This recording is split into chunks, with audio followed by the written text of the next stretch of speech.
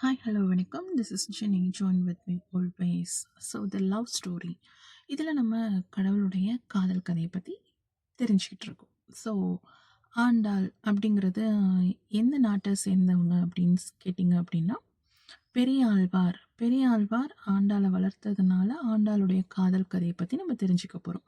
இது எந்த நாட்டில் பிரபலமாக இருந்தது அப்படின்னா, நான் சொன்ன மாதிரி தமிழ்நாட்டை 4 பகுதிகளாக பிரித்தோம் இல்லையா? பாண்டிய நாடு, பல்லவ நாடு, சேர நாடு, சோழ நாடு. ஸோ இந்த பாண்டிய நாட்டில் இருக்கக்கூடியவங்க தான் இந்த பெரியாழ்வார், ஆண்டாள். ஸோ இவர்களுடைய காதல் கதையை பிறகு பார்ப்போம். இப்போ நம்ம சோழ நாடு, ஏன்னா நான் சோழ நாடை சேர்ந்தவள்னால சோழ நாட்டிலிருந்தே நம்ம காதல் கதையை ஆரம்பிப்போம்.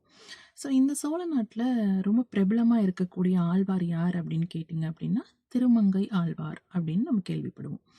இவர்களுடைய காதல் கதையை நம்ம அப்படியே பின்னோக்கி 5ஆம் நூற்றாண்டிலிருந்து 9ஆம் நூற்றாண்டு வரைக்கும் கிட்டத்தட்ட நமக்கு முன்னோர்களுக்கு முன்னோர்களுடைய காதல் கதையை பற்றி தான் இங்கே நம்ம சுவாரஸ்யமாக பேச போகிறோம், தெரிஞ்சுக்கவும் போகிறோம். அவங்களுடைய காதல்கள்லாம் எப்படி ரொம்ப உணர்வு பூர்வமாக இறைவனுடைய உறவு கொள்ளக்கூடிய முறை எப்படி இருந்தது அப்படிங்கிறத பற்றி தான் நம்ம தெரிஞ்சுக்க போகிறோம்.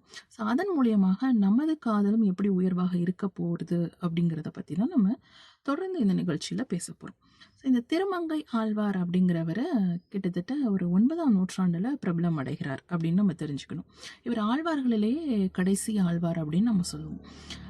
என்ன இவருக்கு பெயர் அப்படின்னு பார்த்தீங்க அப்படின்னா, இவர் எதனால் பிரபலம் அடைகிறார் அப்படின்னு கேட்டிங்க அப்படின்னா, இவர் பிறந்த ஊர் பார்த்தீங்க அப்படின்னா சோழ நாடு, சோழ மண்டலம். சோழ நாட்டில் சீர்காழி, அதாவது மயிலாடுதுறை, சீர்காழி இந்த பகுதியில் அவருடைய பூர்வீகம் அப்படிங்கிறது அமையுது. ஸோ பொதுவாகவே நீங்கள் இந்த சோழ மண்டலங்களில் எடுத்தீங்க அப்படின்னா, இங்கே இருக்கக்கூடிய நபர்கள் எப்போதுமே வந்து ரொம்ப பக்தி, அதாவது பக்தி சுவை மிகுந்த நபர்களாகவே இருப்பாங்க. ஏன்னா இந்த மண்ணினுடைய பிறப்பே அப்படிதான் இருக்கும் அப்படின்னு நம்ம வச்சுக்கலாம். ஸோ அதனால இந்த திருமங்கை ஆழ்வார் அப்படிங்கிறவர் என்ன பண்ணுறாரு, தனது காதலை எப்படி வெளிப்படுத்துகிறார் அப்படிங்கிறத பார்க்க போகிறோம். ஸோ இவர் வயது வளர்கிறார். இவர் வந்து என்ன பண்ணுறாரு, தனது இருப்பிடத்தில் இருக்கக்கூடிய இன்னொரு பிரிவை சார்ந்த, அதாவது அவர் ஒரு மருத்துவர், அவருடைய வளர்ப்பு மகள் குமுதவள்ளியின் மீது இவருக்கு காதல் வருகிறது. அதாவது இந்த காதல் அப்படிங்கிறது தலைமுறை தலைமுறை நூற்றாண்டுகளாக நம்ம பின்பற்றிக்கிட்டே வரும். இன்று நேற்று புதிதாக வந்தது கிடையாது இந்த காதல் அப்படிங்கிறது. முன்னோர்கள் முன்னோர்கள் முன்னோர்கள்டேருந்து நம்ம கற்றுக்கொண்டு வருவது தான் இந்த காதல். ஆனால் அதை நம்ம எப்படி நம்மளுடைய வாழ்வியல் முறைகளில் கடைபிடிக்கிறோம் அல்லது பயன்படுத்துகிறோம், வாழ்ந்து காட்டுகிறோம் அப்படிங்கிறது தான் இந்த காதலுடைய சவால்னே நம்ம சொல்லலாம். ஸோ இப்போ என்ன பண்ணுறாரு, இந்த திருமங்கை ஆழ்வாருக்கும் ஒரு காதல் வருகிறது அவருடைய மனைவியான குமுதவள்ளியின் மீது. ஸோ அவங்க இடத்துல கல்யாணம் பண்ணும்போது அவங்களுடைய அப்பா சொல்கிறார், அதாவது நீ வந்து வைணவ மதத்திற்கு தான் மாறணும், அதாவது என்னுடைய மதத்திற்கு மாறணும். 2வது 1000 நபர்களுக்கு உன்னால் முடிந்த அளவுக்கு உணவளிக்க வேண்டும், அன்னதானம் செய்ய வேண்டும் அப்படிங்கிறதுல ரொம்ப கண்டிஷனாக இருக்கார். இதையும் அவர் என்ன பண்ணுறாரு, திருமங்கை ஆழ்வார் அப்படிங்கிறது ஒத்துக்கொண்டுக்கிறார். ஓகே நான் பண்ணுறேன். ஸோ அதற்காக அவர் என்ன பண்ணக்கூடிய எடுத்த ஆயுதம் என்ன அப்படின்னு கேட்டிங்க அப்படின்னா, ரொம்ப நகைச்சுவையாகவே இருக்குது.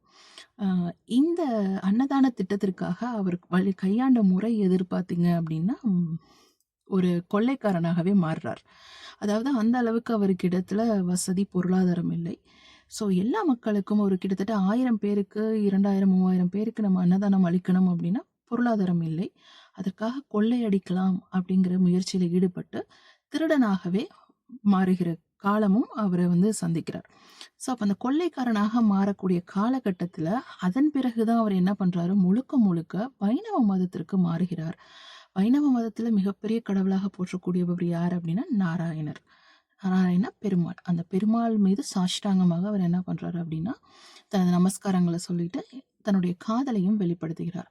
அந்த காதலை வெளிப்படுத்தக்கூடிய முறை பார்த்தீங்க அப்படின்னா, அவருக்கு நடந்த ஒரு மிகப்பெரிய மாற்றம் தான் அவருடைய வாழ்வியல மாற்றுகிறது.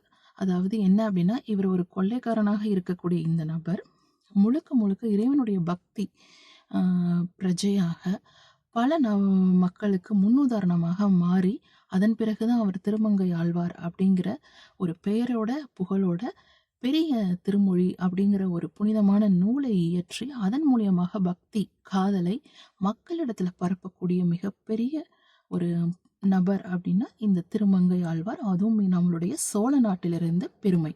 ஸோ தொடர்ந்து இவரை பற்றி பேசுவோம். நன்றி.